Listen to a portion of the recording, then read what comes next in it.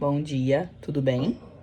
Eu tenho meia horinha antes de começar minha aula e hoje eu vou ler o artigo da Ilana Goldstein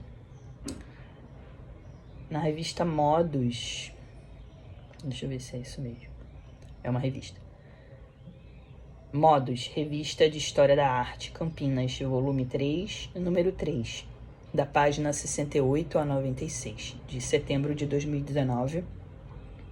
É um artigo da Ilana Goldstein, chamado Da Representação das Sobras à Reantropofagia, Povos Indígenas e Arte Contemporânea no Brasil.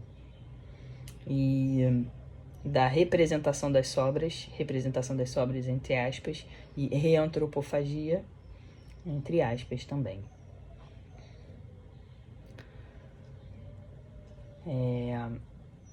Antes de começar, queria repetir que eu estou fazendo essas leituras porque me ajuda muito a estudar, a me manter concentrada na linha de raciocínio ali no texto e até de entender o texto mesmo. A gravação já me ajuda, né?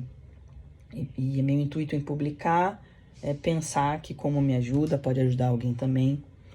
E são textos críticos que eu acredito que sejam muito importantes. Eles estão sendo indicados no curso de Arte e Antropologia 3 que eu estou fazendo na UERJ. Eu achei esse professor incrível. Dos cursos teóricos que eu tô fazendo é o que mais está me estimulando, assim. Se tiver algum problema de direito autoral, alguma coisa nesse sentido, que alguém se incomode, me avisa. Porque eu sempre tenho esse medo. Não pela consequência, o medo de estar fazendo mesmo. E vamos lá, né? Vamos seguir. Da representação das sobras à reantropofagia, povos indígenas e arte contemporânea no Brasil. Ilana Seltzer Goldstein. Tem um asterisco que vai falar dela aqui, ou é lá no final? Acho que é lá no final só. Vamos ver. Notas. Ilana é professora no Departamento de História da Arte e membro do programa de pós-graduação em História da Arte da Universidade Federal de São Paulo. Maravilha.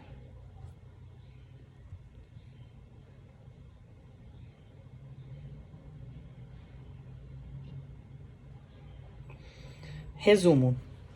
Tanto a antropologia como a história da arte alargaram seus repertórios culturais e sua abrangência geográfico-temporal, aumentando suas interfaces. A partir desse diálogo interdisciplinar, o presente artigo trata de obras e projetos que florescem a partir de 2015, nos quais questões, visualidades e criadores indígenas adentraram o sistema das artes no Brasil. Com base em pesquisa de campo e análise de catálogos, são apresentadas as exposições A Queda do Céu, 2015, Da Pedra da Terra daqui, 2015, Adornos do Brasil Indígena, Resistências Contemporâneas, 2017, Reantropofagia, 2019 e Vai e Vem, 2019, entre outras. Artistas indígenas como Denilson Baniwa, Jaider Isbel, Dayara Tucano, Iban Unicuim, provavelmente eu vou estar pronunciando meio errado aí. Quem souber me fala aí, certo? E Gustavo Cabuco. Conclui-se que a arte constitui uma nova arena na luta dos povos indígenas por visibilidade, tanto em termos políticos como estéticos. Por outro lado, constata-se grande distância entre os dois universos. Estabelecer conexões e traduções permanece um grande desafio. Palavras-chave: arte indígena, arte contemporânea, antropologia e arte, arte não ocidental, reantropofagia. Antropologia e história da arte. Existem ricas interfaces, mas também tensões entre as disciplinas que vêm se dedicando às artes. Das aproximações e fricções entre elas surgem novas possibilidades de análise e novas práticas, tanto no campo acadêmico como no universo das curadorias e dos museus. O recente aumento da presença de questões e artistas indígenas na cena da arte contemporânea brasileira, objeto deste artigo, é, em parte, fruto de tais cruzamentos disciplinares. Resulta também do encontro entre modos de viver e pensar radicalmente diferentes, que parecem encontrar na arte uma plataforma de comunicação ou de equivocação. Tem uma nota em equivocação.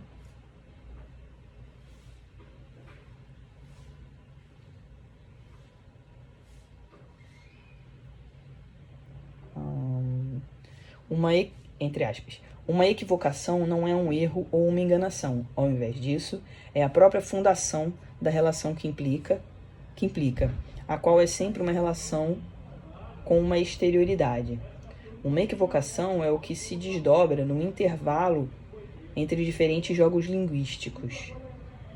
Uma equivocação é o que se desdobra no intervalo entre diferentes jogos linguísticos.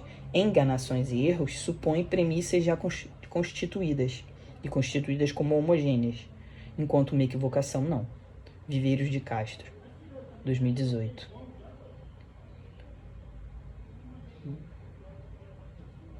Muito bom. Vou ver de novo isso aqui. Uma equivocação não é um erro ou uma enganação. Equivocação não é um erro ou uma enganação. Ao invés disso, é a própria fundação da relação que implica, a qual é sempre uma relação de exterioridade. Uma equivocação é o que se desdobra no intervalo entre diferentes jogos linguísticos. Enganações e erros supõem premissas já constituídas. Beleza.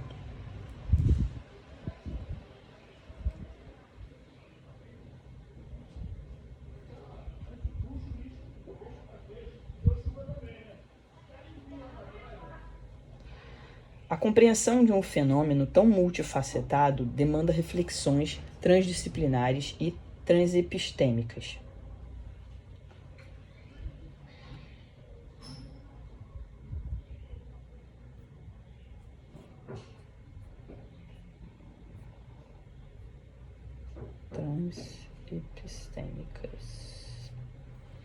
Transepistêmicas, tem uma nota. Então, eu vim ver a nota aqui, ó. Faço aqui um uso livre do conceito de arenas transepistêmicas, de Knorr Cetina, 1982. Conforme a autora, a produção de conhecimento tem caráter transepistêmico, por demandar tradução e negociação entre os diversos agentes envolvidos, inclusive administradores das instituições, patrocinadores, fornecedores, editores de publicações. Ora, quando um curador não indígena encomenda um trabalho a um artista indígena, ou quando um grupo indígena, cujas formas expressivas tradicionais se pautam pela efemeridade, pinta um mural, diferentes epistemes entram em contato. Quando um curador não indígena encomenda um trabalho a um artista indígena, ou quando um grupo indígena, cujas formas expressivas tradicionais se pautam pela efemeridade, pinta um mural, diferentes epistemes entram em contato, cada qual com pressupostos e métodos próprios.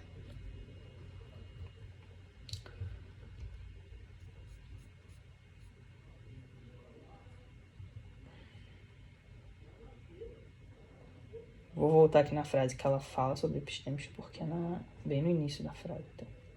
A compreensão de um fenômeno tão multifacetado demanda reflexões transdisciplinares e transepistêmicas, ferramentas e experiências de diferentes origens e campos do conhecimento. Assim, antes de abordar mais concretamente as relações atuais entre o sistema das artes e os povos indígenas no Brasil, recuperarei algumas discussões e influências recíprocas entre a antropologia e a história da arte.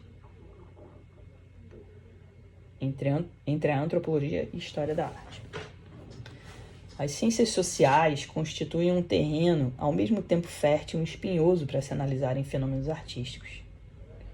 Fértil porque permite um questionamento de lugares comuns, tais como a crença de que as verdadeiras obras de arte seriam capazes de emocionar todos os seres sensíveis, independentemente de seu repertório, de que certas produções seriam artísticas em sua essência, enquanto outras não. Espinhoso porque os cientistas sociais correm o risco de cair em explicações deterministas ou externalistas, negligenciando as especificidades das formas expressivas.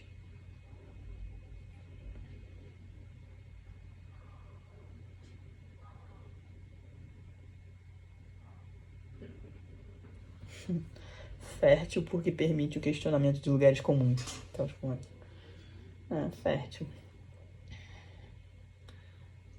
Terreno fértil e espinhoso. E espinhoso porque os cientistas sociais correm o risco de cair em explicações deterministas ou externalistas, negligenciando as especificidades das formas expressivas. Sociólogos como Pierre Bourdieu, 2003-2007, e Natalie Heinz, 1998, desvendaram elementos pouco glamourosos nos processos de criação, circulação e recepção de obras de arte nas sociedades ocidentais. Ao exporem as estratégias e arbitrariedades que perpassam o nosso sistema das artes, ajudam a compreender seus mecanismos de legitimação e exclusão, mas ao mesmo tempo deixam o reino. Enquanto a perspectiva sociológica provoca a história da arte, promovendo uma espécie de dessacralização, a antropologia a interpela de outras maneiras.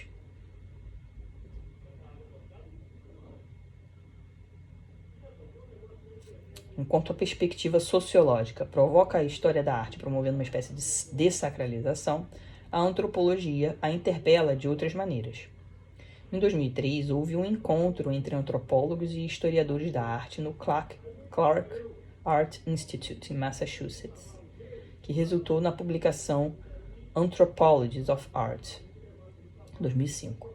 A organizadora, Marie Westermann, esboça na introdução ao livro um mapeamento das fronteiras entre antropologia e história da arte. No que concerne ao objeto de estudo, a antropologia, em suas origens, costumava se concentrar sobre criações não ocidentais, ao passo que a história da arte se debruçava sobre a arte ocidental, com ênfase na constituição de coleções e tradições nacionais. Verdade. Porém, hoje em dia, existem antropólogos interessados nas artes de sua própria sociedade, bem como historiadores da arte se voltando para produções não ocidentais e fluxos globais. E tem duas notas aqui, a 3 e a 4. E a gente está na página 3. Então, a primeira nota fala: porém, hoje em dia, existem antropólogos interessados nas artes de sua própria sociedade. A primeira nota. E a segunda nota 4 é bem como historiadores da arte voltando para produções não ocidentais e fluxos globais. Vamos ver aqui. A 3. Vale citar, nota 3. Vale citar 3 pesquisas antropológicas que analisam a arte moderna contemporânea no Brasil. Eduardo Dimitrov, 2014, investigou artistas pernambucanos da primeira metade do século XX, entre os quais Lula Cardoso Aires, Cícero Dias e Vicente do Rego Monteiro. Usando fontes visuais, depoimentos, artigos de época, comentários críticos, memórias e catálogos, problematizou o rótulo regionalistas, que em alguns contextos levou à folclorização e à marginalização dessa produção. Leonardo Bertolossi, 2015, por sua vez, focou as décadas de 1980 e 1990. Analisou a exposição Como Vai Você, Geração 80, e a 18ª Bienal ou Bienal da Grande Tela. Abordou o fortalecimento da figura do curador, mostrou que as galerias comerciais desempenhavam um papel de fomento que as instituições públicas não cumpriam, revelou a permeabilidade entre o mercado e o circuito expositivo institucional. Já Diana Zidebski, de Córdoba, 2017, empreendeu uma etnografia com agentes do mercado, sobretudo colecionadores privados de arte contemporânea, em São Paulo e no Rio de Janeiro. Registrou com nuances e detalhes diferentes motivações para o colecionismo individual, do investimento financeiro à construção de status, da compulsão acumuladora ao desejo de ajudar artistas amigos. Então, seriam as pesquisas antropológicas que se voltaram para o próprio Ocidente, ou para o sistema de arte, né? Investigou artistas pernambucanos. O outro analisou a exposição Como É Você. Seriam os antropólogos se voltando nossa própria cultura, né? E a 4 é o outro movimento, vamos ler. Nota 4. No final do século XX, em virtude de um novo interesse pela circulação global de artefatos, pessoas e modelos entre regiões e épocas distintas, alguns historiadores da arte abandonaram as restrições geográficas da história da arte nacionalista que fora forjada no século XIX, lançando-se em abordagens transhistóricas e transculturais. Baumgarten, 2016.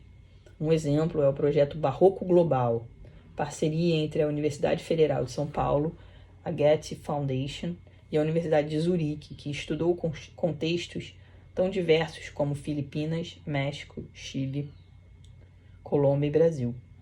A abordagem transcultural do Barroco abrange o impacto cultural do estilo, a diferenciação intercultural e o local entre as formas e os significados. Baumgarten, 2015.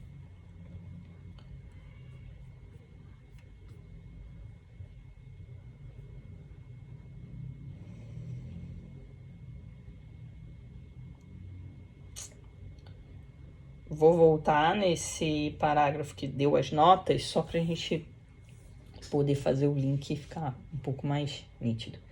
No que concerne ao objeto de estudo, a antropologia e suas origens, costumava se concentrar sobre criações não ocidentais, ao passo que a história da arte se debruçava sobre a arte ocidental, com ênfase na constituição de coleções e tradições nacionais. Porém, hoje em dia, existem antropólogos interessados nas artes de sua própria sociedade, bem como historiadores da arte se voltando para produções não ocidentais e fluxos globais. O objeto de estudo, portanto, nem sempre basta para contrastar as duas disciplinas. Ainda conforme Westermann, 2005, historiadores, críticos e curadores de arte costumam realizar discriminações estéticas, bem como julgamentos de qualidade das obras. Já antropólogos se abstêm de tecer observações de teor avaliativo e normativo, privilegiando a interlocução com seus produtores. Se para a antropologia objetos e práticas interessam independentemente de serem considerados como obras de arte por instâncias de legitimação, para a história da arte convencional, os objetos se tornam interessantes, principalmente quando vistos como obra de arte, detentores de propriedades especiais, produzidos e consumidos dentro da esfera artística. Isso mudou um pouco a partir dos anos de 1990, com a consolidação da cultura visual, noção que abarca imagens e experiências visuais variadas, inclusive midiáticas e cotidianas. Mitchell, 1994, e Medeiros de Castro, 2017. Uma diferença adicional no balanço de Westermann é o fato de que a história da arte é predominantemente uma história das artes visuais, ao passo que a antropologia se interessa igualmente por outras formas expressivas, como música, performance, literatura e dança. Por fim, um antropólogo, via de regra, estuda a época contemporânea, ancora sua reflexão em pesquisa de campo e estuda relações. Já o historiador da arte tende a escolher épocas mais distantes do presente.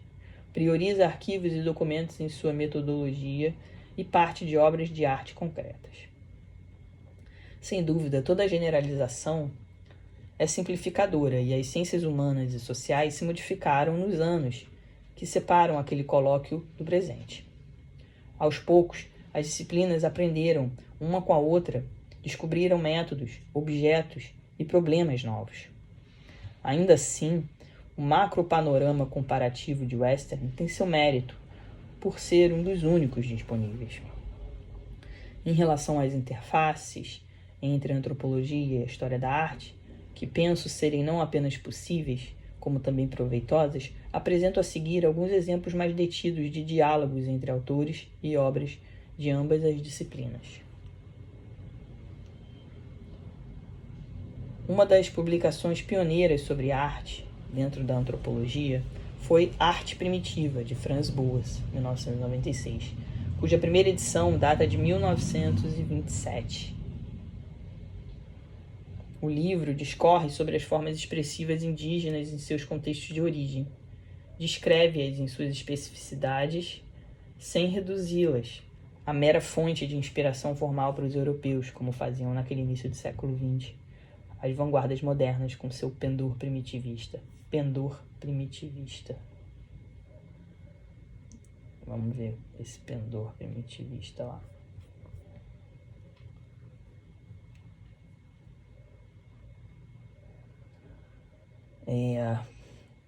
Fauvistas e cubistas colecionaram arte não ocidental. Matisse, Vlaminck e Derrien adquiriram, na mesma época que Picasso, peças da África e da Oceania. Os surrealistas também se interessaram pelos primitivos. No texto do James Clifford fala, né, sobre o Claude Lévi-Strauss junto com os surrealistas colecionando, né. Os surrealistas também se interessaram pelos primitivos. Tratava-se de um signo de modernidade e radicalidade, uma maneira de se colocar criticamente em relação à sua própria sociedade, ainda que sem abandonar seus pressupostos e sob a égide da política colonial. Harry Facine Perry, 1998, Clifford, 1998.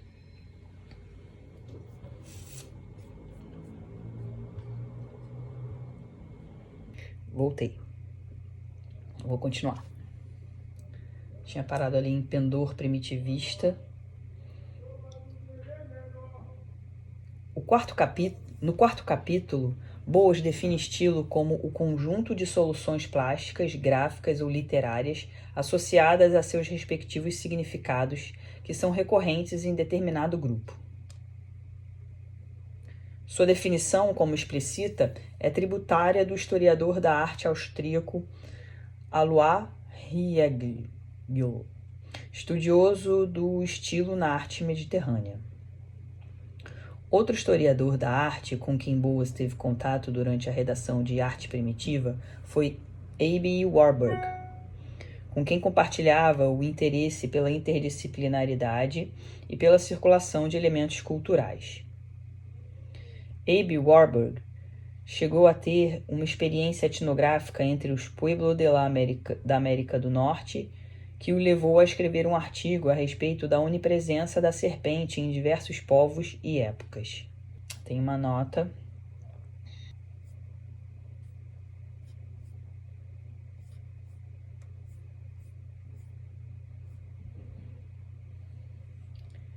Nota 6. No artigo sobre os pueblos, Warburg identifica que um dos elementos marcantes é o espírito serpente, que costuma aparecer enrolado, com a cabeça emplumada, língua em forma de ponta de lança e corpo como relâmpago ou flecha. Nos rituais para pedir chuva, dança-se com serpentes vivas. Warburg propõe, aspas, a serpente é uma resposta simbólica internacional à questão: de onde vem a destruição, a morte e o sofrimento elementar do mundo? Warburg, 2008. Prova disto seria sua onipresença no Velho e Novo Testamentos, na mitologia grega, em repertórios pagãos e indígenas.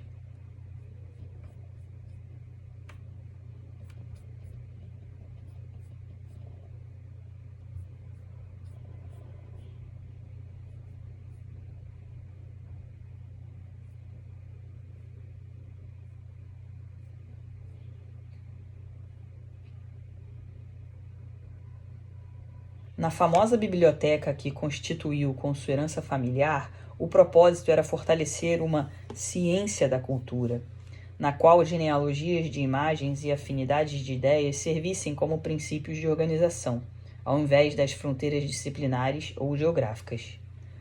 Samain, 2011, Fernandes, 2014. No texto A Arte como Sistema Cultural, publicado em 1976, Clifford Geertz toma como referência a abordagem do historiador da arte Michael Baxandall a respeito do quatrocento, na unidade entre forma e conteúdo, na incorporação de discursos e categorias extraestéticos e na análise dos diversos domínios que compõem uma determinada experiência social. A fim de se aproximar da produção pictórica No início do Renascimento, Baxandal, 1991, investiga o olhar do público da época, bem como a bagagem intelectual dos patrocinadores e dos pintores, analisando conteúdos dos sermões religiosos feitos pelos pregadores populares de então, gestos convencionados nas danças sociais, operações matemáticas e decomposições de volumes utilizadas nas transações comerciais e contratos entre mecenas e artistas. Analogamente, Gertz postula que, aí é o texto do Gertz, a capacidade de uma pintura, ou de um poema, uma melodia, uma peça teatral fazer sentido é produto da experiência coletiva que vai além dessa própria experiência. A participação no sistema particular, que chamamos de arte, só se torna possível através da participação no sistema geral de formas simbólicas que chamamos de cultura, pois o primeiro sistema nada mais é que um setor do segundo. Uma teoria da arte é, portanto, ao mesmo tempo uma teoria da cultura e não um empreendimento autônomo. Gertz, 1997. Um terceiro exemplo de diálogo interdisciplinar está no artigo A Rede de Vogel, Armadilhas como Obras de Arte e Obras de Arte como Armadilhas, 2001, em que o antropólogo Alfred Gell parte da desconstrução do raciocínio do crítico e filósofo da arte Arthur Danto para então explicitar sua própria posição. O pretexto é a exposição Art, Artifact, com curadoria de Susan Vogel, que esteve em cartaz em Nova York, em 1988. Gell comenta a primeira sala de exposição, provocativamente intitulada The Contemporary Art Gallery, na qual havia uma rede de caça Zandi enrolada. Arthur Danto escrevera um texto para o catálogo discordando da classificação da rede como arte contemporânea. O argumento de Danto era que uma armadilha não contém densidade simbólica. Trata-se de um instrumento utilitário, sem relação com realidades superiores nem significados especiais, contrariamente ao que ocorre com obras de arte. Gell contra-argumenta que não é possível separar a esfera estética da funcional e agentiva. Mesmo no Ocidente, pinturas religiosas têm funções litúrgicas. Bustos têm funções políticas e assim por diante. Nas sociedades sem escrita, máscaras ou proas de canoas entalhadas são dotadas de eficácia e poder. Portanto, a oposição entre objetos com funções práticas e objetos carregados de intencionalidades e significados não funciona. Para Gell, 1998, na rede de caça estão projetadas a sabedoria e a técnica do caçador, assim como os hábitos e características do animal. A armadilha funciona como um nexo dramático ligando caçador e caça, conectando suas intencionalidades e agências. E esse seria justamente o cerne do processo artístico. Nota 7.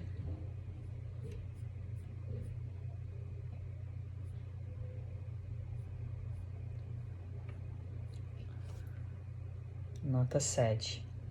A abordagem de Gell tem interessado o historiador da arte italiano Dario Gamboni, que, em visita ao Brasil, dedicou-lhe uma conferência. Agrada-lhe a explicação da arte dentro de um campo de ações e reações em série, em que a agência do artista é fundamental, mas não a única. Aí tem uma aspas. Gell inclui participantes no processo artístico que costumavam ser negligenciados, inclusive o acaso e as propriedades dos materiais, afirmou Gamboni. Comunicação Pessoal, 2007. Contudo, a abordagem de Gell não é consensual, mesmo dentro da antropologia. Howard Murphy contesta a rejeição de Gell a análises formais. Contrariamente, sustenta que a arte só é capaz de condensar agenciamentos e mediar relações em virtude de qualidades formais específicas, convenções visuais e apreensões sensíveis. Murphy, 2011. Voltei, galera. Vários dias depois, tive vários problemas essa semana. Nunca é tarde. Provavelmente não vou conseguir ler tudo, porque já tá tarde também. Mas eu vou gravando em pedaços, etapas. Tinha parado aqui, ó. Adicionalmente, a antropologia tem questionado a falta de pluralidade nos acervos publicações e exposições de arte. Tício Escobar, antropólogo e ex-ministro da Cultura do Paraguai, acusa o modelo de arte imposto pelo Ocidente do século XVI ao século XX de cobrir uma pequena parte da produção simbólica europeia em um curto trecho da história da humanidade. Segundo Escobar, 2008, tal modelo ancora-se nos seguintes pilares etnocêntricos: a valorização de objetos únicos, não repetíveis, a identificação de um gênio individual nas obras, a presença de qualidades formais purgadas de quaisquer funções que obscureçam a percepção sensível desinteressada. Na mesma linha, ecoando o famoso debate de 1993, realizado na Universidade de Manchester, sobre a universalidade da categoria estética, o antropólogo argentino Adolf Colombres, autor de Teoria Transcultural del Arte, 2005, propõe que se fale em estética, noção mais abrangente e universal, ao invés de arte, conceito que considera restritivo. Colombres argumenta que o conceito de arte foi introduzido na América no século XVIII, relegando quase todas as práticas e formas simbólicas das colônias à esfera de não-arte. Tais questionamentos encontram ressonância e convergência na própria história da arte recente. Hans Belting, em 2006, fez uma espécie de autocrítica disciplinar, declarando seu interesse por criações de todas as tradições e religiões, e rompendo com hierarquizações etnocêntricas. Aspas. A assim chamada história da arte é uma invenção de utilização restrita e para uma ideia restrita de arte, fecha aspas, admitiu Belting em 2006. No modernismo que reivindica autoridade universal e unidirecional, uma barreira isolou a arte euro-americana da arte étnica popular. Os métodos e instituições modernos só faziam sentido em sua própria origem e, aspas, a história da arte existia apenas no Ocidente, fecha aspas, Belting, 2006. A arte contemporânea, conforme Belting, embora seja diversa e descentralizada, não deixa de ser herdeira da tradição moderna ocidental. Já aquilo que chama de arte global e que emergiu há cerca de 30 anos, abrange ao mesmo tempo a arte contemporânea, as produções indígenas, periféricas e não hegemônicas. O único aspecto que não explora é a assimetria entre elas na arena global. Tiveram algumas notas aí que eu não quis parar para poder não perder o ritmo da ideia. Uma delas tá aqui em estética, eu fiquei curiosa para ver o que eu ia falar. Vamos lá ver. Na mesma linha e ecoando o famoso debate de 1993, realizado na Universidade de Manchester, sobre a universalidade da categoria estética, o antropólogo argentino Adolfo Colombres, autor de Teoria Transcultural da Arte, propõe que se fale em estética, noção mais abrangente e universal, ao invés de arte, conceito que considera restritivo. Quando isso? Famoso debate de 1993. Vamos ver lá, nota 8.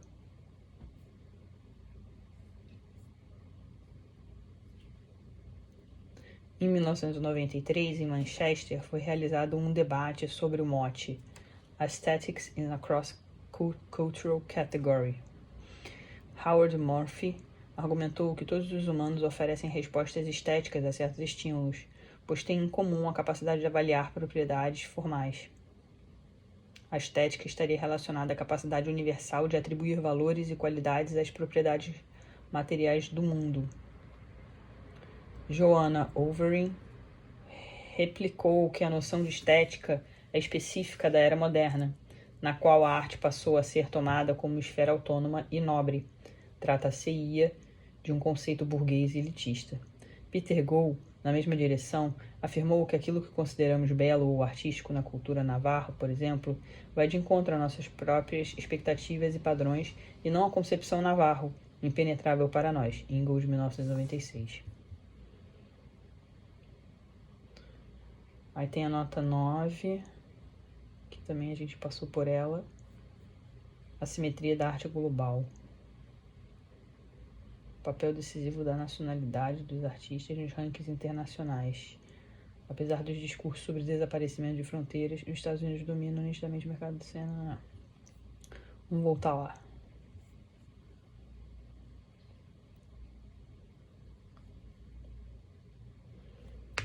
Eu já não sei onde eu tava.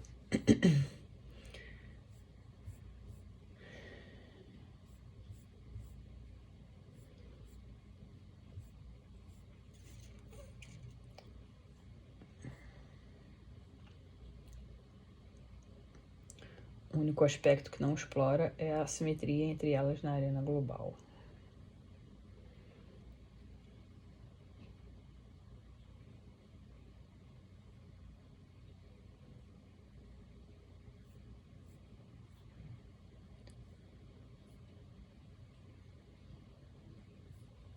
Ok. Vou pular algumas notas para poder manter o ritmo aqui, senão vai demorar muito.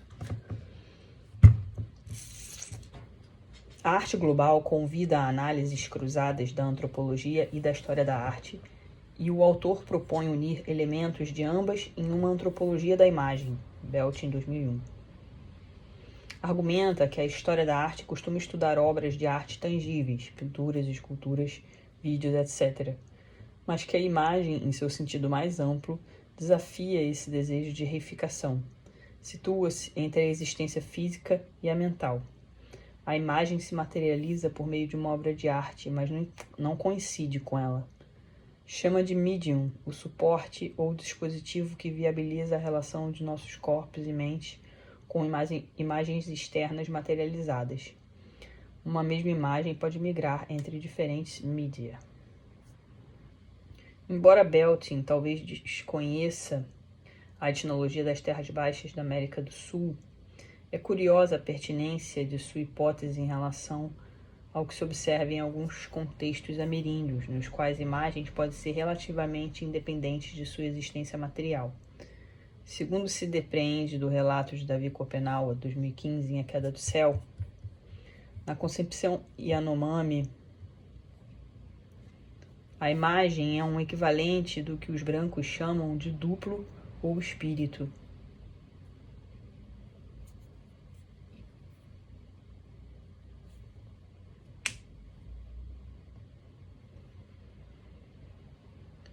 Em sua dimensão intangível, imagens povoam os sonhos e as narrativas míticas Yanomami, formando um repertório de esquemas, formas e cores partilhado coletivamente.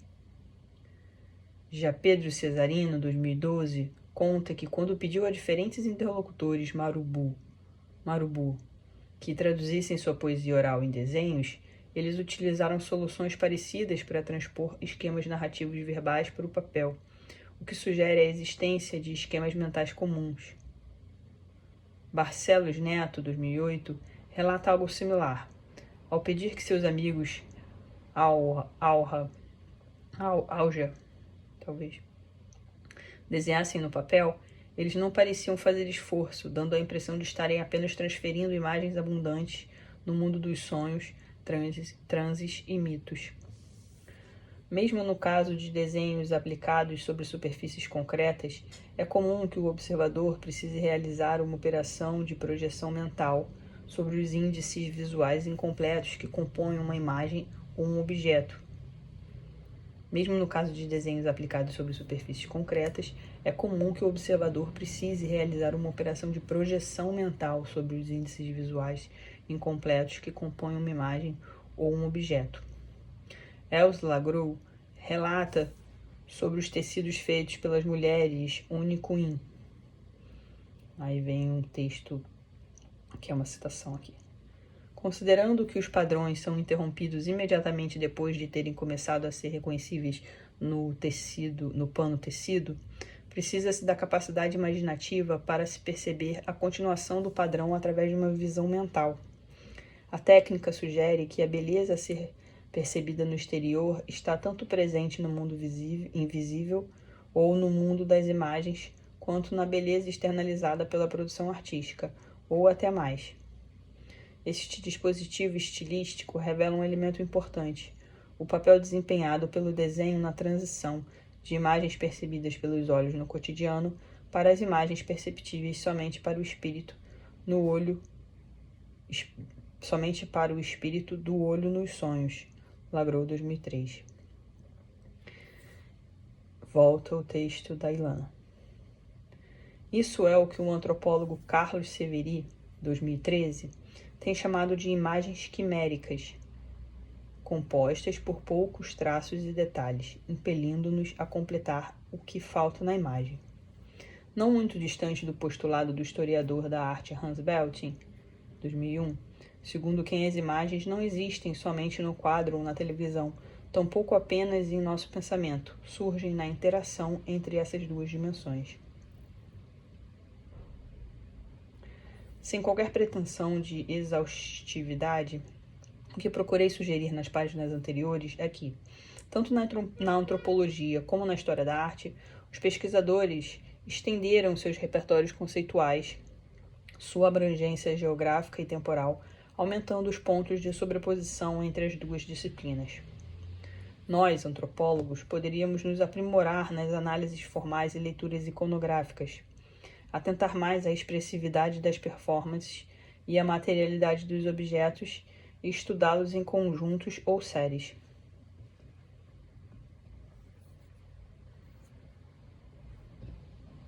Já os pesquisadores e profissionais das artes, embora estejam mais atentos a países periféricos, mais interessados no fluxo de ideias e práticas entre regiões e estratos socioculturais distintos, ainda têm dificuldade de compreender e levar em conta o ponto de vista nativo.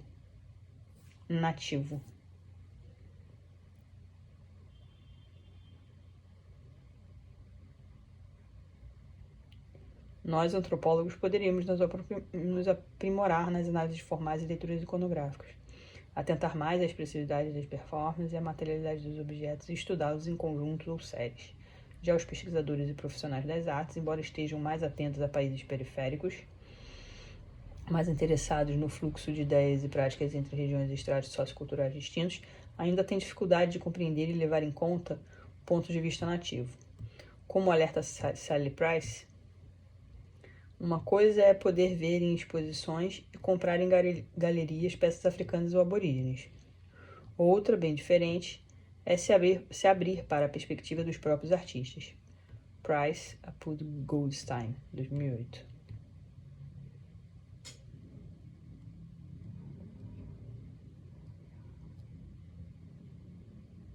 Tendo todos esses debates como pano de fundo, as próximas partes do artigo tratarão de eventos e trabalhos artísticos a partir de 2015, nos quais questões, visualidades e criadores indígenas adentraram o sistema da arte global.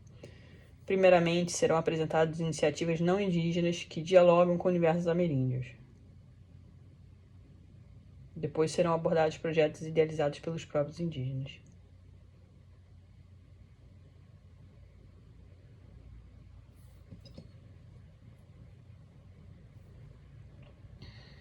Ok, vamos lá.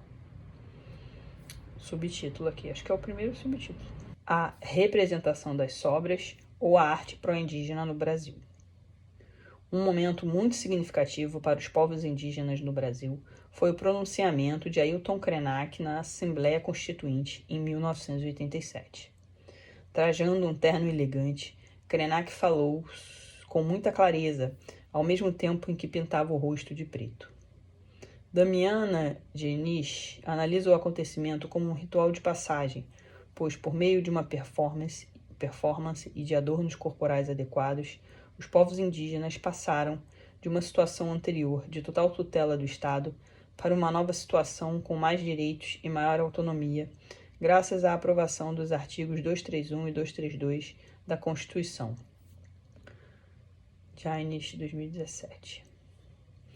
Vivemos nos últimos anos retrocessos nos direitos indígenas. Paralelamente, práticas artísticas e narrativas históricas eurocêntricas e colonialistas vêm sendo problematizadas. Não foi por acaso, portanto, que nos últimos 5 anos, curadores da arte contemporânea recuperaram o vídeo de Krenak em 3 exposições, de início de 2017. A primeira delas foi a 32ª Bienal Internacional de São Paulo, em 2016, que surpreendentemente abrigava vários trabalhos com temáticas indígenas, Vicente 2017. Krenak fez também uma intervenção dentro da instalação Ágora, Ocatapera Terreiro, de Bené Fonteneles, uma grande maloca oval onde ocorreram debates. Sobre os povos indígenas, Fonteneles afirmou, aspas, em suas narrativas de mundos invisíveis, muito me tem inspirado, mesmo porque fazer arte é tornar visível o invisível, e isso não só disse o grande Paul Klee, mas também alguns xamãs artistas aborígenes de várias etnias pelo mundo. Funderi Romaguera, 2017. As duas outras mostras em que a cena de Krenak foi incorporada tiveram curadoria de Moacir dos Anjos. A Queda do Céu foi inaugurada no Paço das Artes em abril de 2015. O nome homenageava o livro homônimo escrito pelo xamã Yanomami Davi Kopenawa e pelo antropólogo francês Bruce Albert. No catálogo, o curador revela empatia com a causa indígena. Pretendia aproximar e articular trabalhos artísticos que prenunciam, evidenciam e combatem a progressiva despossessão sofrida por populações indígenas iniciada em seu contato involuntário com o colonizador branco, fecha aspas. Paço das Artes e Sesc 2015. Os sujeitos indígenas estavam ali, principalmente na condição de retratados, como o rosto na nota de R$0 feita por Cildo Meirelles.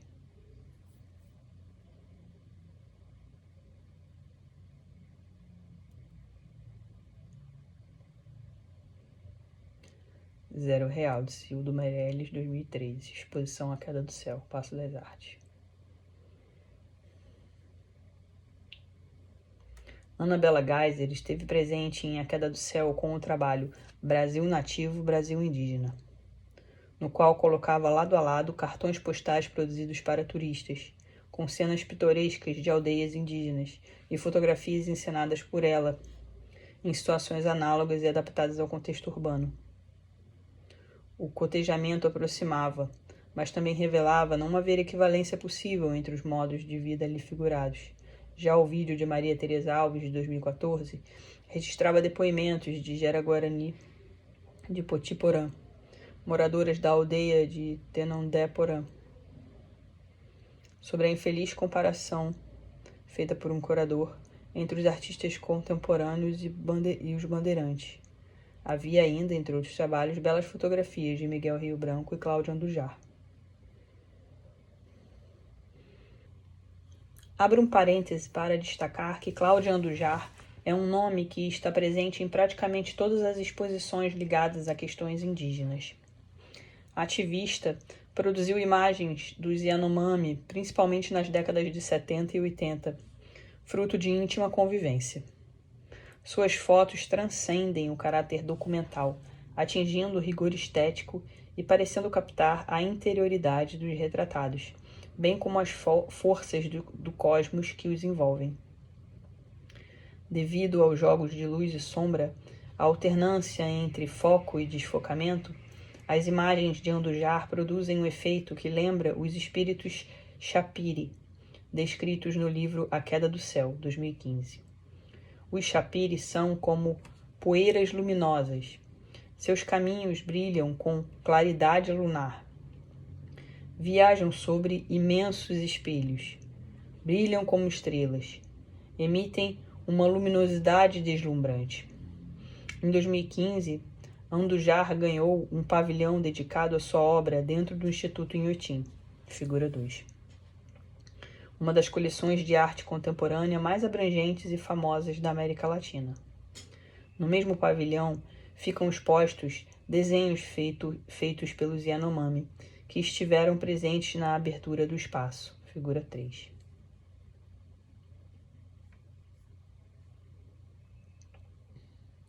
Em 2018, Andujar mereceu exposição abrangente no Instituto Moreira Salles de São Paulo, com o subtítulo A Luta Yanomami.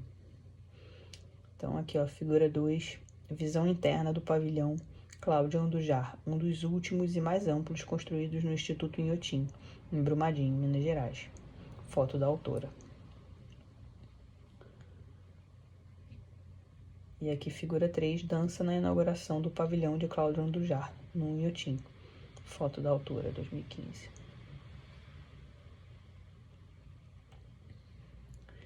A segunda exposição, que teve Moacir dos Anjos como curador, dessa vez em parceria com uma equipe do Museu de Arqueologia e Etnologia da Universidade de São Paulo, foi Adornos do Brasil Indígena, Resistências Contemporâneas, em cartaz no Sesc Pinheiros, de setembro de 2016 a janeiro de 2017. A exposição era dividida em 2 partes relativamente isoladas. Uma trazia peças do acervo do MAE, USP, em vitrines, escarificadores, urnas funerárias, bonecas de cerâmica, adornos plumários, etc. A outra trazia trabalhos de artistas contemporâneos não indígenas. No meio da polifonia, um telão projetava o discurso de Ailton Krenak na Constituinte. Cláudio Andujar, Ana Bela Geyser e Bené Fonteles, nomes citados anteriormente, integravam a exposição. De Bené Fonteles, falei errado. Bené Fonteles. De Bené Fonteles havia o registro de uma intervenção de 1996, quando colocou cocar e flechas na cabeça e nas mãos do Monumento à Justiça, em frente ao Supremo Tribunal Federal. Aquele foi seu protesto contra um decreto que Fernando Henrique Cardoso assinara, permitindo a contestação de reservas indígenas. Bené Fonteles. No trabalho de Lígia Pape, A Nuvem Pairando sobre o Rio de Janeiro evocava, além do sangue indígena, o manto ritual de penas vermelhas confeccionado pelos Tupinambá, que habitavam o litoral do Brasil, figura 4.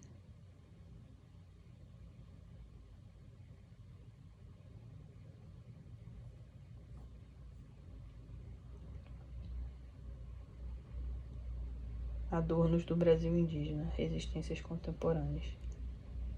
A exposição era dividida em 2 partes relativamente isoladas.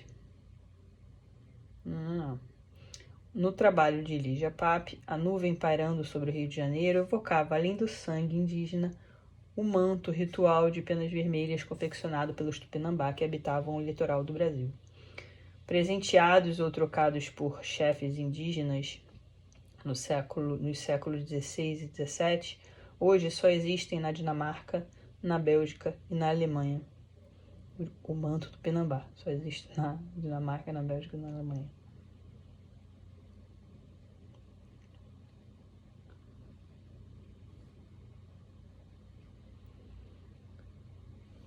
A novidade de Adornos do Brasil Indígena foi exibir no mesmo espaço objetos, imagens e performances de indígenas e não indígenas, ainda que com 2 curadorias paralelas.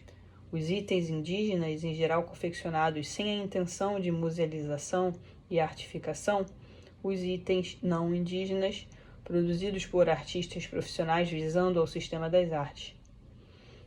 A aproximação física permitia notar diferenças no tratamento que se dá a cada categoria, etiquetas sucintas com autoria coletiva ou anônima para os itens indígenas, etiquetas maiores com nomes de indivíduos e explicações mais longas para os itens não indígenas. Mas também fazia saltar em ressonâncias, como a possibilidade de comparar um conjunto completo de adornos corporais de determinada etnia com a fantasia do bloco de carnaval carioca Cacique de Ramos, objeto das fotos de Carlos Vergara. A ousadia sempre comporta riscos. Nesse caso, o preço não foi conseguir estabelecer conexões claras, ao menos para o público, entre produções tão distintas.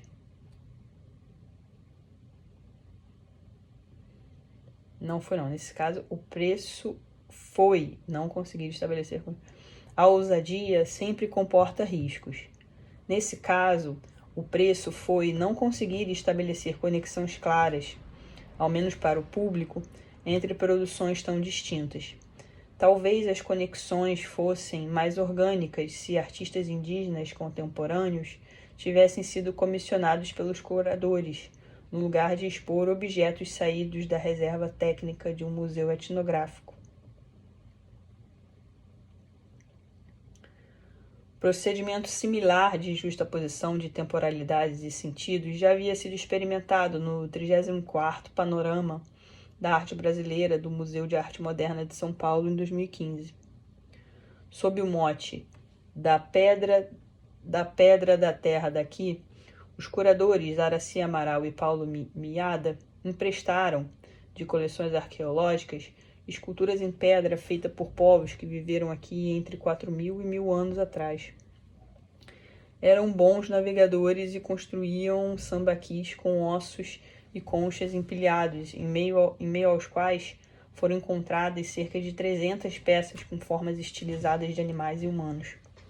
No catálogo, Aracy Amaral explica, aspas, os zoólitos, esculturas em pedras desses povos, atuariam como núcleo condutor da exposição, e 6 artistas contemporâneos de vários pontos do país seriam interlocutores dessa ancestralidade da terra, da pedra e daqui, através de suas criações. Museu de Arte Moderna, 2015. Fecha aspas, né? O curador adjunto, Paulo Miada, por sua vez, afirma que o projeto aumentou as possibilidades de reflexão sobre as categorias arte e brasileiros. Os zoólitos ficavam numa metade do corredor expositivo, em vitrines, ao passo que os trabalhos dos artistas contemporâneos ficavam na outra metade, com diferentes suportes, tamanhos e linguagens.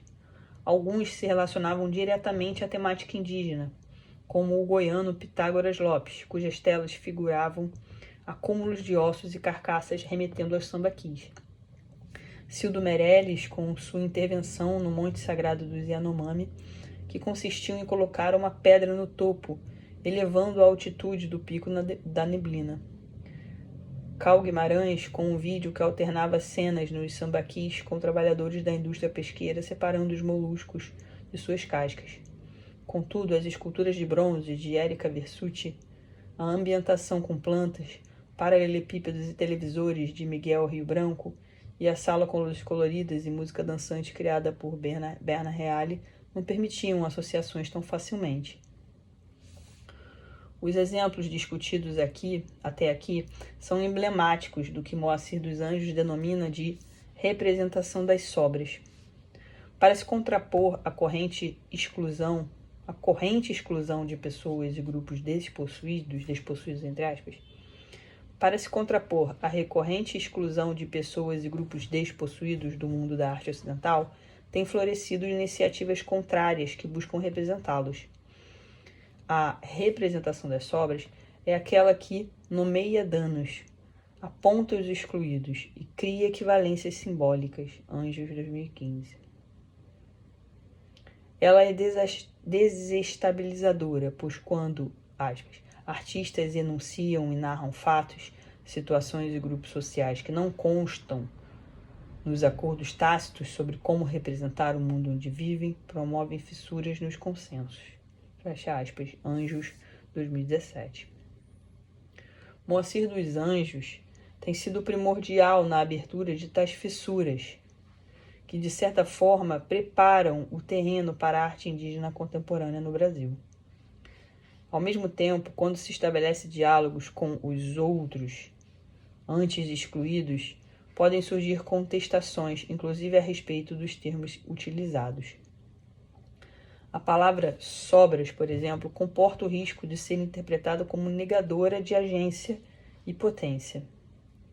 E a expressão arte índia, usada por Moacir dos Anjos, 2016, para dar conta das representações dos indígenas, poderia igualmente suscitar discussão, devido ao equívoco de identificação geográfica de que usou pela primeira vez o termo índio, na época da conquista da América, e por não deixar claro se tratar de trabalhos feitos por não indígenas, pautados por sociedade e empatia. Assim, proponho provisoriamente falarmos em arte pró-indígena. A arte pró-indígena atinge diversos graus de proximidade com os universos indígenas. Apresentarei agora alguns experimentos em que existe algum protagonismo indígena. Emblemático é o caso de Ernesto Neto. Frequentou rituais Unicuim e criou vínculos afetivos com pajés antes de convidá-los para colaborações artísticas em São Paulo, Bilbao, Veneza e Viana, Goldstein e Labat, 2017. Nas primeiras parcerias, apenas Neto assinava e concebia a instalação dentro da qual os Unicuim conduziam rituais. Nas últimas, a contribuição dos Unicuim cresceu e seus grafismos tradicionais se espalharam pelo espaço. Mesmo assim, quem merece a atenção da imprensa e quem recebeu o convite da Pinacoteca de São Paulo em 2018 foi o artista carioca.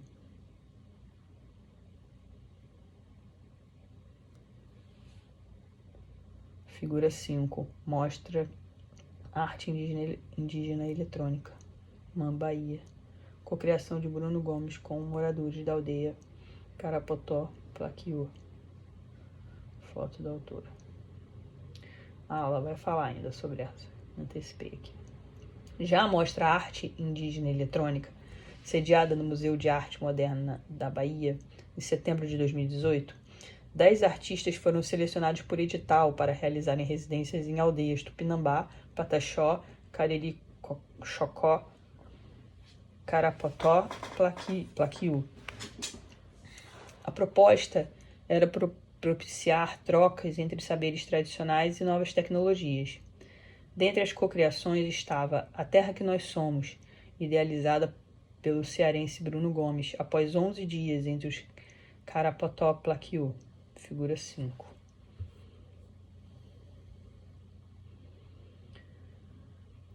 Era composta por duas partes, um vídeo mostrando desenhos de animais e outros seres feitos pelos indígenas, projetados em seus corpos nus, transformados em tela de projeção e suporte de conhecimento, e uma parte interativa na qual o visitante se colocava contra uma tela branca e grafismos corporais e faciais eram projetados sobre ele.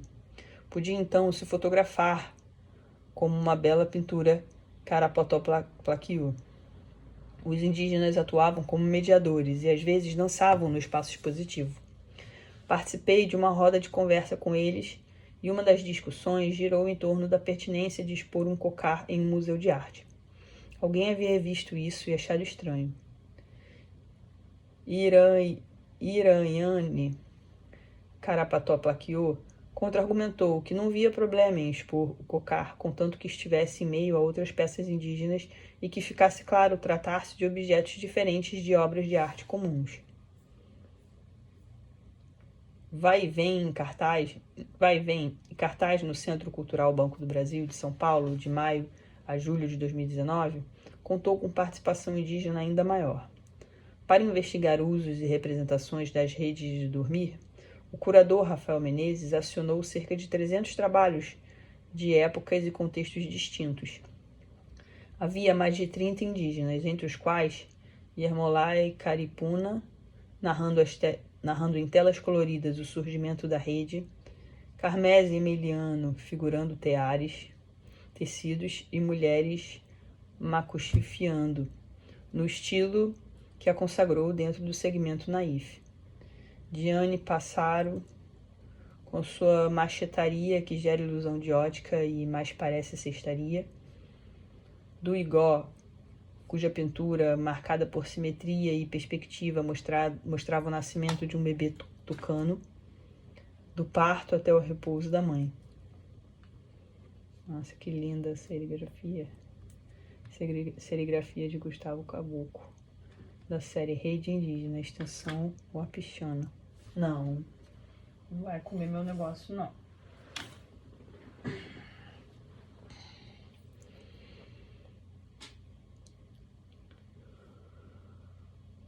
Um dos convidados da Vai e Vem foi Gustavo Caboclo, que relatou ter tido um diálogo produtivo com o curador, do qual nasceram uma animação e uma série de 8 serigrafias impressas em tecido vermelho. Que legal. Aí já é outra parada, né? A conversa com o curador já fez gerar novas obras e tal.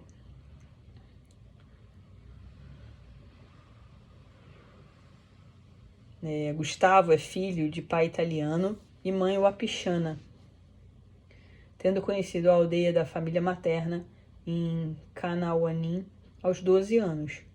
Sua mãe foi levada por uma enfermeira branca, ainda menina, e Gustavo foi profundamente tocado pela experiência de voltar à aldeia com ela em 2001.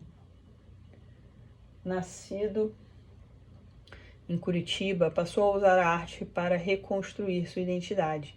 O nome caboclo foi adotado pelo fato de ser o termo usado na Amazônia para mestiços, ou, nas palavras de Gustavo, para índios sem direitos. Índios sem direitos. A figura 6 representa o corpo do artista numa rede que liga o Paraná a Roraima, além de pés criando raízes e de uma bananeira. As bananas foram, por décadas, alimento para a comunidade em Kanauanin. Porém, uma praga acabou com elas em 2017. Sua mãe teve que comprar bananas na cidade para levar à aldeia. A fruta é uma recorrência nos trabalhos de Gustavo. Ele afirma estar em processo de retorno à terra. A animação que produziu para Vai Vem foi parte desse percurso. Gravou depoimentos do seu Olavo, que o curou de uma doença séria na primeira visita à aldeia, extraindo de seu corpo um ente patogênico. Comunicações Pessoais, 2017 e 2019. Eis alguns projetos que, para além ou ao invés de representar os excluídos das instituições ocidentais, convidam-nos para se autorrepresentarem. O tipo de iniciativa artística mais rara no Brasil é aquela pensada e realizada majoritariamente ou totalmente por indígenas. O próximo item trata disso.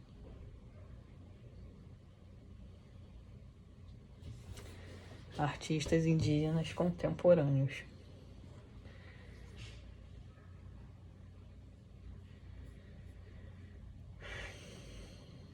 Caramba, vamos lá.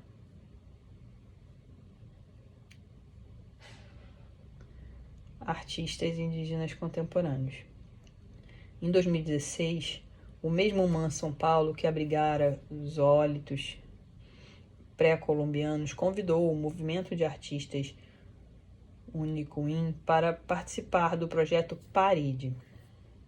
O coletivo é encabeçado por Iban Unicuim, um Tchana, ou mestre dos cantos, que, junto com seu filho e outros jovens, vem registrando em pinturas e desenhos as letras dos cantos e as histórias associadas aos rituais do Nishipai. A figura 7 reproduz o mural que Macu realizou no MAN. O desenho figurativo, aprendido dos brancos, é emoldurado pela jiboia guardiã da bebida ritual e fonte de criatividade, toda coberta pelos grafismos tradicionais Kene. Figura 7, mural pintado pelo Macu, no MAN São Paulo. Foto da autora. Daniel Dinato, 2016, autor de uma etnografia sobre Macu, revela que produzir para o mercado externo não é o principal objetivo do Macu, mas, antes, pesquisar e registrar conhecimentos tradicionais, fortalecer os cantos rituais e os laços comunitários. Tanto é que o dinheiro obtido com a venda de uma pintura por um bom preço em 2014 foi usado para a aquisição das terras que sediarão futuras atividades do Macu. Dinato observa ainda que várias mãos podem trabalhar em uma mesma pintura, pois a autoria é concebida de modo diferente, e quando alguns membros assinaram individualmente, o líder Iban pediu para apagarem. Como é característico entre os povos ameríndios, a conformação do grupo varia, os limites se refazem permanentemente, com a entrada e a saída de membros. Trata-se, portanto, de uma organização mestiça, que dialoga com o sistema da arte, tendo exposto até na Fundação Cartier, em Paris, mas que funciona na lógica indígena.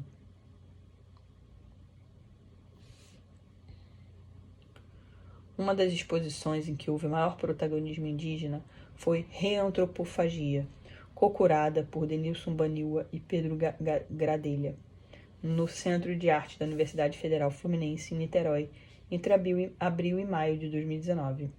Denilson Baniwa indicou os artistas a serem convidados, Pediu que eles próprios escrevessem os textos apresentando seus trabalhos e trajetórias e mediou visitas guiadas.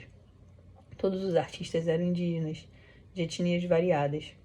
Havia desde vídeos do coletivo Ascuri até miniaturas em madeira de Aredes e Chucuru, passando pelas pinturas de Dayara Tucano, que recria grafismos tradicionais com cores psicodélicas e ilusões de movimento, figura 8. Ela também produz gravuras para vender a preços acessíveis, figurando, por exemplo, a cobra canoa dos Tucano, figura 8, Dayara Tucano. Exposição Reantropofagia, UF, 2019. Outra artista que integrou Reantropofagia foi Naná Caingangue. Na colagem reproduzida a seguir, representa uma indígena cobrindo de grafismos com um pincel de graveto e tinta de genipapo uma metrópole. Trechos de um texto escrito por Naná Caingangue no blog do movimento Levante Indígena ajudam a entender a problematização da condição de mestiça e o desafio de transitar entre a aldeia e a cidade que está por trás de seu trabalho. Ser mulher indígena na cidade é não ter um nome próprio e ser chamada de índiazinha, mesmo depois de ter se apresentado. É falar para os outros de sua identidade e ser questionada. É ouvir do seu parceiro: você é tão gostosa, agora entendo porque os portugueses estupravam as índias. Essa nota eu vou até ver. Nota 14. Qual é essa página aqui? 16.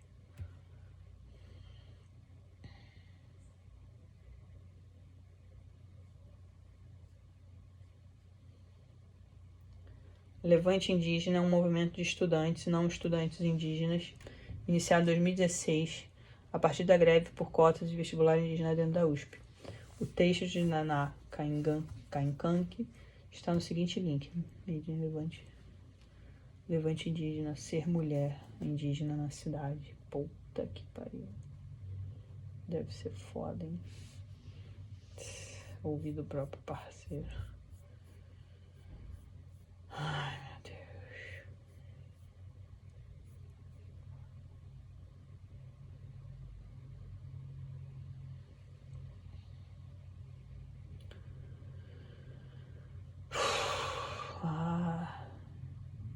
Colagem de Nanaka. Ó. Muito bom. Gostei. Jaider Isbel, vencedor do prêmio People Online em 2016 e dono de uma galeria de arte em Boa Vista, participou de Reantropofagia com desenhos da série It Was Amazon, figura 10, composta por desenhos de árvores derrubadas, animais mortos, conflitos armados e rios poluídos. Isbel tem questionado o sequestro de Mucanaimi, ancestral comum a vários povos, pelo etnólogo alemão Theodor Koch-Grünberg, por Mário de Andrade, pelo etnólogo alemão Theodor Grünberg, por Mário de Andrade, que usou Grünberg como fonte, e pela história da arte brasileira de um modo geral. É Macunaíma isso? É Macunaími.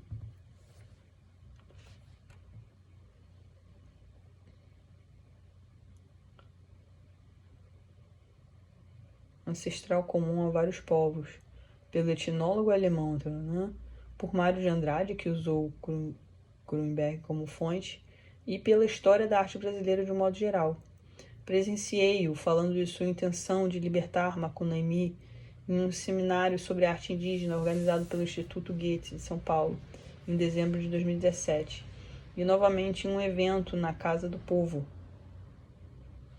em novembro de 2018.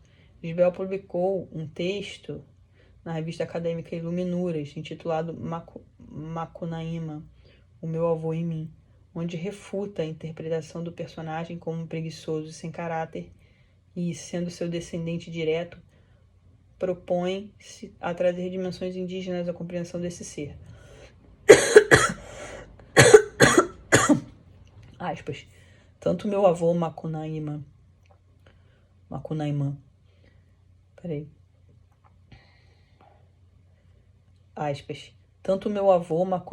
quanto eu mesmo, parte direta dele, somos artistas da transformação.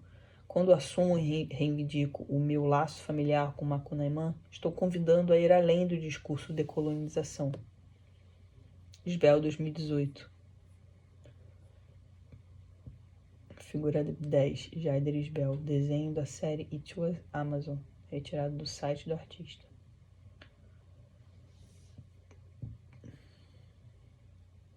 As árvores, né?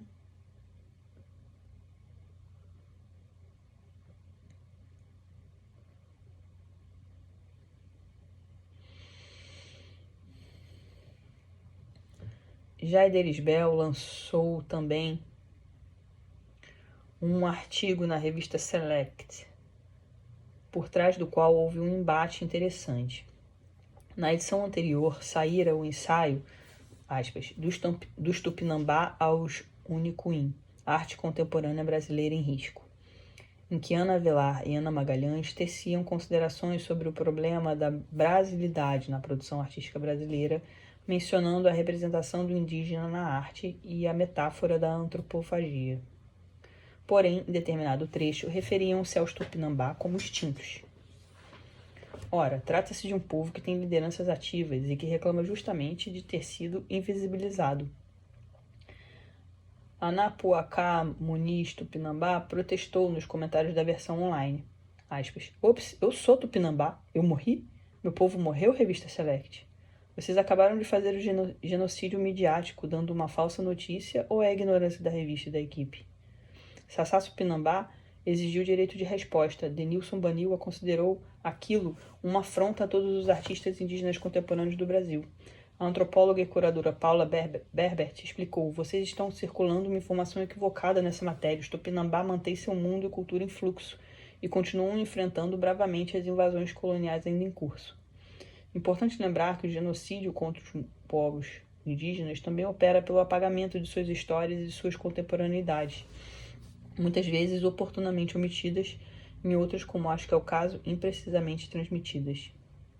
Fecha aspas. Como resultado dessa tensão, a revista publicou uma nota intitulada Erramos, e além disso, abriu espaço para um texto de Jaider. Denilson Baniwa tem relação estreita com Jaider Isbel, e ele também ganhou o prêmio Pipa Online no momento em que esse texto estava sendo finalizado, em setembro de 2019. Denilson e Jaider estão juntos no projeto de fazer uma antropofagia ao avesso no sistema das artes. O próprio nome da exposição Reantropofagia não deixa dúvidas. Na visita guiada em que participei, Denilson explicou: esta exposição é um manifesto. Quem tem que falar sobre antropofagia somos nós. Foi preciso cortar a cabeça do Mário de Andrade e servi-la na bandeja, com temperos locais e pimenta para abrir espaço para Macunaíma.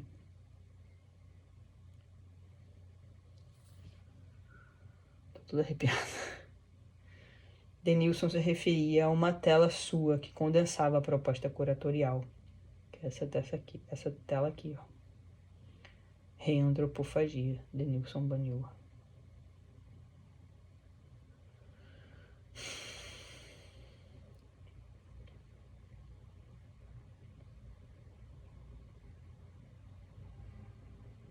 Em palestra na Universidade Federal de São Paulo, Denilson contou que os artistas indígenas contemporâneos pretendem juntar a antropofagia dos Andrades com a dos Tupinambás.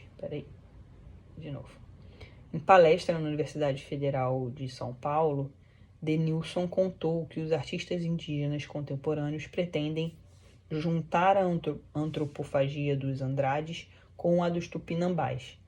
Comunicação Oral 2019. Uma das maneiras de antropofagizar a arte e a história ocidentais é realizando releituras e apropriações. Pintou a Santa Ceia em plena floresta amazônica, por exemplo, além da Gioconda com pintura facial e flechas nas mãos. Figura 12.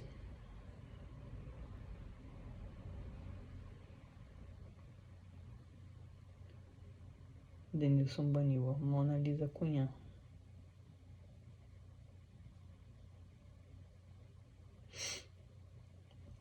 Convidado a participar da exposição Vai e Vem no CCBB de São Paulo, realizou intervenções sarcásticas em cima de documentos históricos.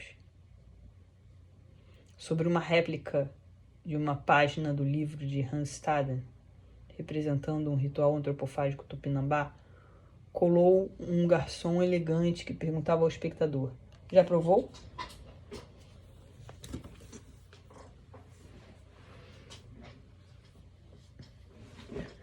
No rodapé escrito a lápis, não coma carne, coma memória. Vou ler de novo. Sobre uma réplica de uma página do livro de Hans Staden, representando o ritual antropofágico tupinambá, colou um garçom elegante que perguntava ao espectador: já provou? No rodapé escrito a lápis: não coma carne, coma memória. Já na cópia da aquarela Sábio Trabalhando em Seu Gabinete, de Jean-Baptiste Debré, inseriu um indígena sentado em um tronco na penumbra, observando um europeu a tomar notas em seu caderno de campo. No pé da imagem, acrescentou a provocação: o antropólogo moderno já nasceu antigo, figura 13.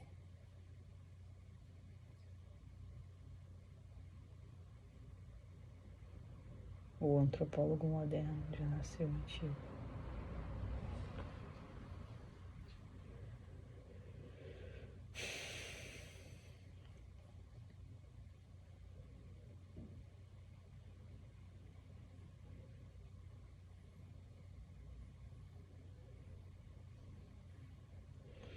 Outra maneira de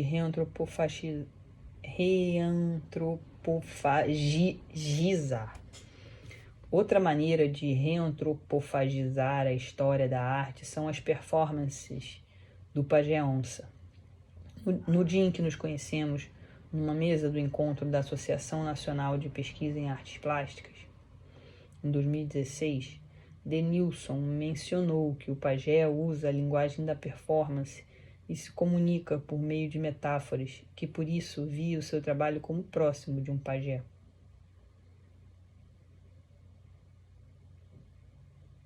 Entre os Baniwa, o pajé mais experiente e poderoso se transforma em jaguar. Aspas. Ele transita entre mundos e compartilha conhecimentos. Fecha aspas. O personagem Pajé Onça da performance de Denilson espera curar a cidade doente, levando-lhe um pouco de conhecimento indígena.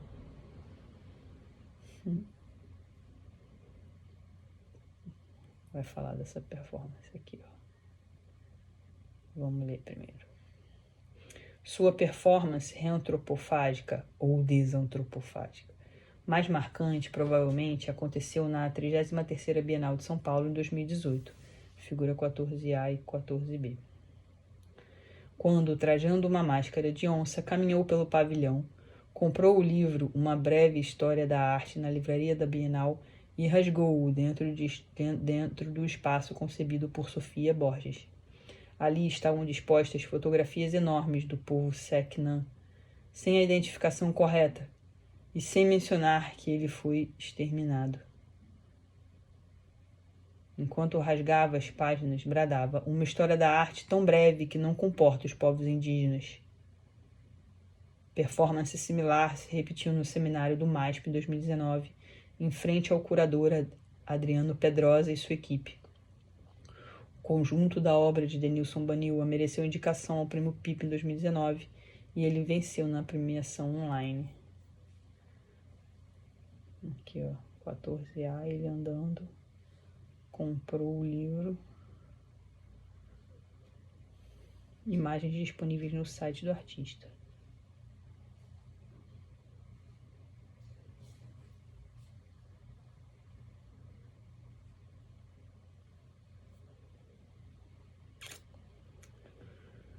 Uau!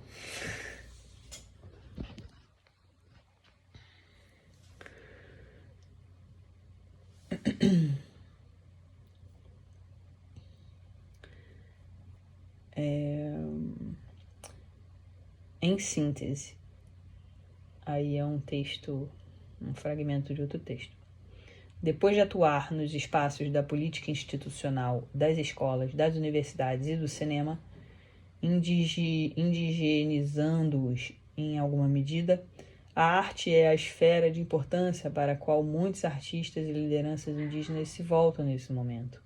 Os museus e espaços de arte centrais para as formas ocidentalizadas de construções identitárias estão sendo povoados e disputados por eles que, de maneira perspicaz, mobilizam seus agenciamentos a partir da categoria de arte indígena contemporânea. Berbert, 2019. Volta a Ilana. Mas o processo está muito no início e não são poucos os obstáculos. No período em que eu redigia o presente texto, ocorreu no Museu de Arte de São Paulo um seminário com artistas e curadores indígenas de vários países. Lá, Dayara Tucano denunciou o que chama de articídio, que é a arte como campo de etnocídio, manipulação e engano. Comunicação Pessoal, 2019. Moara Brasil, por sua vez, contou que poucos dias antes, uma pequena exposição com temática e artistas indígenas em Embu das Artes foi invadida à noite e completamente depredada. Dentro de A Nordeste, grande exposição abrigada pelo Sesc 24 de maio, no primeiro semestre de 2019, Zaí Guajajara apresentou o registro em vídeo de sua performance, Aikue, Resisto, em que pinta o rosto e o corpo enquanto fala sobre o massacre que os povos ameríndios sofrem há 500 anos. Ao lado ficava um segundo vídeo, um ultrassom fetal no qual se supunha o filho que ela estava gestando. Ficava a pergunta dolorida no espectador: como ter filhos e criá-los com esperança, num contexto político em que se tentará negar sua existência? Como falar em arte indígena se a própria sobrevivência do artista não está garantida? Jaida Lisbel responde que, por isso mesmo, precisam fazer política de resistência com arte.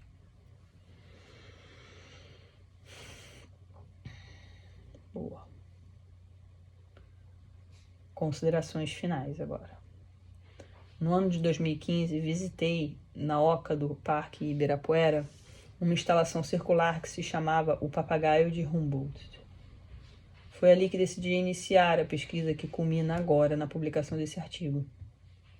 O formato circular talvez aludisse às aldeias dos povos G e xinguanos. Alto-falantes ficavam dispostos nas extremidades, veiculando gravações em línguas indígenas, que só se discerniam chegando perto de cada estação de som. Textos pendurados traziam transcrições dos áudios em português, desde relatos sobre o encontro com os brancos, na voz de Uran Saruí, até trechos da Bíblia gravados em Yanomami por missionários, passando pelo último registro na língua dos Selknam, povo que em seguida desapareceu no Chile. No catálogo, o curador Alphonse Hug explica que 15 línguas indígenas foram escolhidas por 15 artistas, com base em registros e arquivos pré-existentes. A instalação representou o Brasil no pavilhão latino-americano da Bienal de Veneza, no mesmo ano. Seu nome era o maior achado. Remete a um papagaio que teria sido presenteado por um povo de língua caribe no Orinoco, ao viajante Alexander von Humboldt, que ali esteve entre 1799 e 1804. O papagaio fora capturado na aldeia de um povo inimigo exterminado, cuja língua, portanto, desapareceu. Hug, 2015.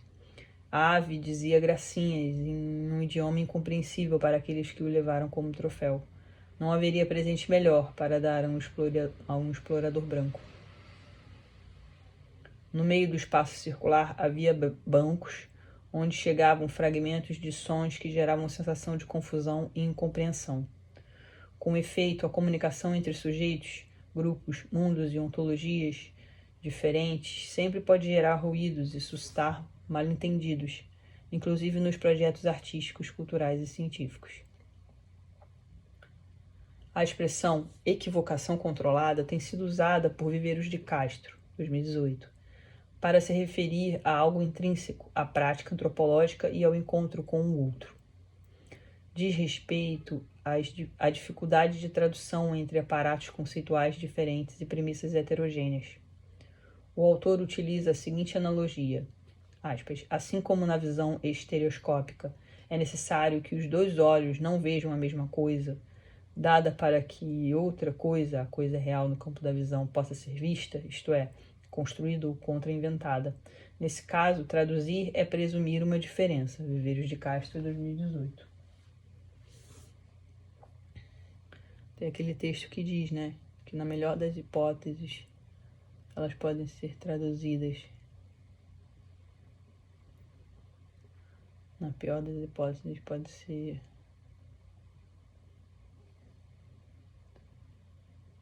Na melhor das hipóteses traduzidas. A ideia de equivocação ajuda na reflexão sobre as artes indígenas e sua interface com o sistema de arte euro-americano. Como lembra Pedro Cesarino, no modernismo, a atitude de aproximação com o outro não colocou em questão dicotomias supostamente universais como sociedades sem escrita versus sociedades com escrita, mito versus história, natureza versus cultura e, evidentemente, arte versus artefato. Elas atravessaram o século XX, promovendo a recategorização das coisas e modos expressivos alheios, com base em pressupostos exclusivamente ocidentais, como a valorização do artista individual, responsável por destacar de seu meio cultural via sua maestria técnica e elevação criativa ou espiritual, e a centralidade do objeto físico no processo artístico. Cesarino, 2017. Mesmo historiadores da arte, curadores e artistas que se interessam pelas sociedades não ocidentais não costumam realizar pesquisa de campo aprofundada, nem partir de teorias etnográficas que permitam correlacionar as formas expressivas com os aparatos conceituais do outro. Moacir dos Anjos admite que naquilo que chama de representação das sobras, existe tensão entre o que é visível e o que é opaco. Aspas, está implícita a tentativa de um entendimento que sempre esbarra numa impossibilidade, mas que ainda assim se faz urgente e necessária. Anjos, 2015. Nossa, muito bom isso. Está implícita a tentativa de um entendimento que sempre esbarra numa impossibilidade, mas que ainda assim se faz urgente e necessário. Os próprios sujeitos indígenas ainda têm pouco espaço, pouca voz, pouco poder de decisão na esfera artística brasileira.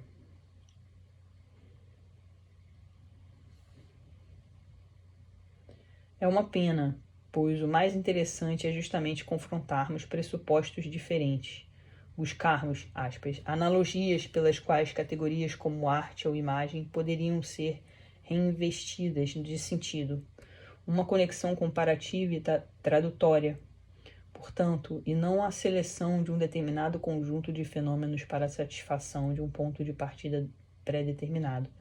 Cesarino, 2019.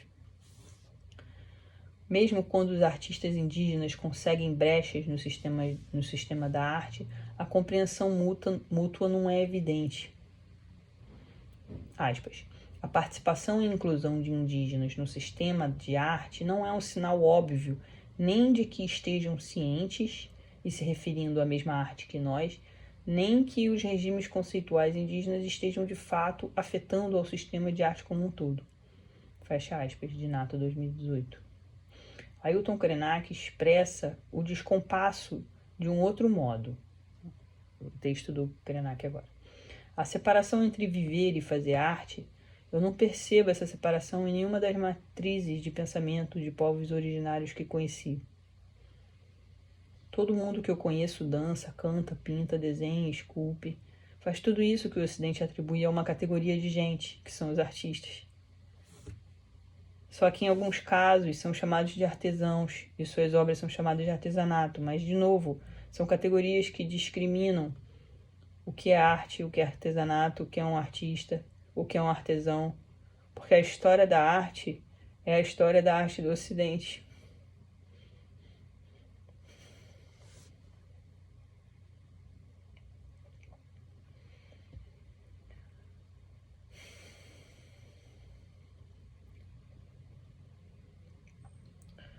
A Guarani Yandeva Sandra Benite co-curadora da exposição de Jaguataporã, Rio de Janeiro, indígena, que apresentou História, Denúncia e Trabalhos de Artistas Indígenas no Museu de Arte do Rio em 2017, revelou, no seminário do MASP, seu esforço em traduzir termos do Guarani que não encontram equivalente em português. Yurupá é um deles, traduzido normalmente como território, e em Guarani tem o sentido de terra em que se descansa.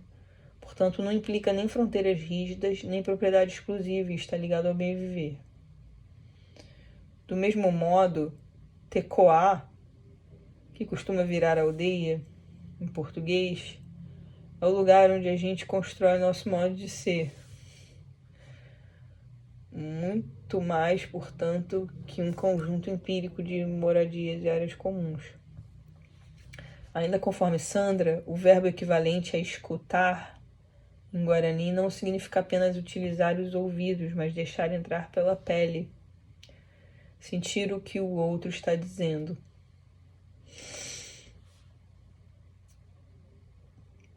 Lamentou que os brancos tenham dificuldade de ouvir as histórias contadas pelos outros. Comunicação Pessoal 2019. Da mesma forma, Dayara Tucano comentou que em sua língua não existem termos para galeria, curador, nem museu. Mas existem os conceitos de visão, aprendizagem e transformação que ela associa ao que chamamos de arte. Dayara pensa que talvez não se possa nem se deva traduzir algumas coisas. Comunicação Pessoal 2019. Jaider Isbel, 2018, reitera que o sistema de arte euro-americano não compreende a arte indígena. A arte indígena lhe é anterior e possui sentidos e dimensões próprios. O sistema da arte global refletiria um mundo sem sentido, beirando o colapso. Ao passo que a arte indígena contemporânea, que toca esse sistema, mas não se confunde com ele, carrega em si outras relações com o ambiente e com a humanidade. Porém, quando a arte indígena encontra o sistema de arte global, é requerido algo emoldurável para que o nunca caberá em molduras. É requerido algo emoldurável para o que nunca caberá em molduras. Porém, quando a arte indígena encontra o sistema de arte global, é requerido algo emoldurável para o que nunca caberá em molduras. Idem, Jaider Isbel, 2018. À medida que mais criadores e intelectuais indígenas tiverem voz e espaço na esfera pública, eu não gosto desse negócio de ter voz, porque voz eles têm, né? Eles não são ouvidos, né? Não gosto dessa expressão, ter voz. À medida que mais criadores intelectuais indígenas tiverem voz e espaço na esfera pública, no sistema das artes e no sistema acadêmico brasileiros, e à medida que antropólogos e historiadores da arte intensificarem os seus diálogos, quem sabe, se ouvindo no sentido guarani, poderemos ter esperanças em uma história da arte progressivamente mais aberta, plural, decolonizada ou reantropofagizada, como gostariam Ailton Krenak, Denilson Banil, Jaider Isbel, Sandra Benites, Moara Brasil, Dayara Tucano e tantos outros. Embora erros e equivocações sejam inevitáveis no processo, a boa notícia é que a arte representa uma arena privilegiada para traduções criativas e interpretações livres. Esperemos apenas que a atual escalada de violência contra as vidas indígenas seja contida e deixe espaço para isso. Acabei me emocionando nesse final.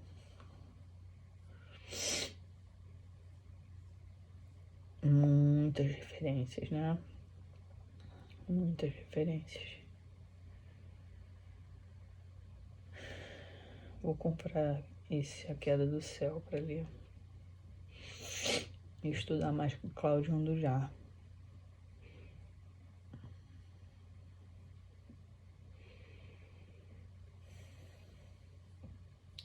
É isso.